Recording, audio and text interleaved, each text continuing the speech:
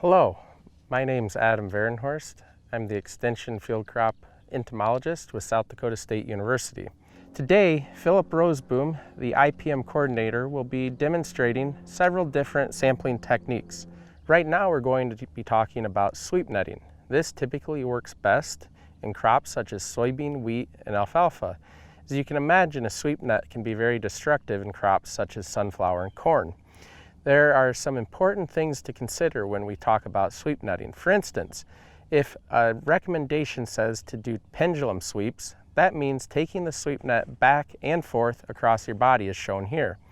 However, if it says just sweep, that indicates that one sweep counts as a direction across your body. So as you see here, that would be one sweep. So it's very important to pay attention to what type of recommendation is being given. Another important consideration when using a sweep net is how you hold it and also how you move throughout the field. When using a sweep net, we're trying to often catch insects that might be jumping off the plant as a defensive mechanism. So as we walk through the field, make sure to hold the sweep net in front of you and swing it in front so that you're catching some of those insects before we maybe scare them away with our walking. It's also important to know that as you walk through the field, you need to keep a consistent pace. So as you see here, holding the sweep net in front and then also not being afraid to swing it hard enough to get some leaves off the plants. That way you're making sure that you're effectively collecting all of the insects that might be on the plant.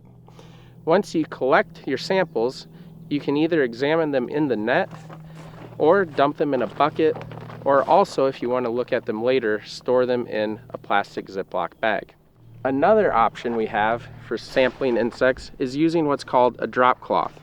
A drop cloth can be any type of material. Typically it needs to be light in color. It's often easier to use material that's a little bit heavier so that it doesn't blow away if there's a light breeze.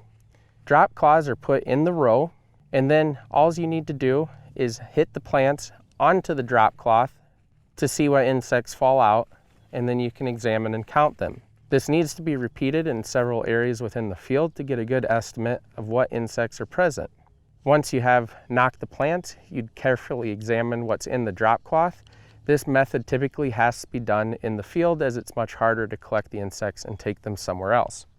Another method is to use a bucket. It's very similar to the drop cloth method in that you are taking the plants either in the row and hitting them into the bucket, or doing what we call destructive sampling and pulling the plant, shaking it against the sides of the bucket to knock everything loose.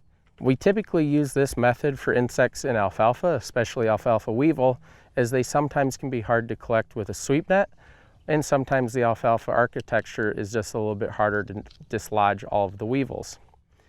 Other methods that can be used for scouting include just looking at the plant, and that can be done as either just sampling it within the field, as we often do for soybean aphids, or destructive sampling where the plant is actually pulled and then examined for any insect that's present.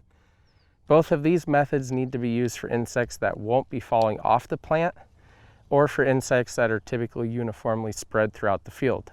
As I mentioned, aphids are often easily sampled using this technique. Other insects like caterpillars and beetles typically need to be done with either the drop cloth, bucket, or sweep net. So those are some different sampling methods that we can recommend for different crops. We typically recommend for corn to use either the bucket, the visual sampling, or the drop cloth. As I mentioned, it's a little bit more difficult to use the sweep net, and the same thing for sunflower. So thank you very much.